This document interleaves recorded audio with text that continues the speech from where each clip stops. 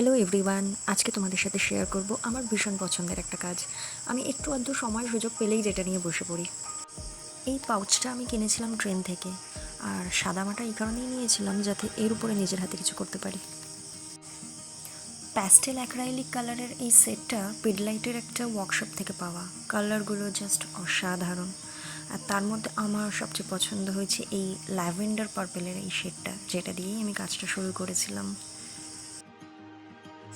কাজটা শুরু করার সময় মাথায় যদিও কিছু ছিল না, তবে করতে করতে মনে হলো এটা কাউকে গিফট করলে কেমন হয়। নিজের হাতে বানানো জিনিস গিফট করতেও যেরকম ভালো লাগবে, আর যাকে গিফট করা হবে সে তো আরও বেশি খুশি হবে। তবে এটা আমি ঠিক কাকে গিফট করব সেটা তোমরা পরে জানতে পারবে।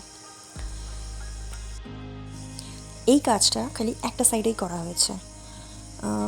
প্লিজ তোমরা আমাকে সাজেস্ট করো যে কাজটা কি একটা সাইডে কি থাকবে নাকি বোথ সাইডে এরকম করলে ভালো লাগবে। And this is the final look. কেমন লাগলো সবাই আমাকে জানিও। টাটা।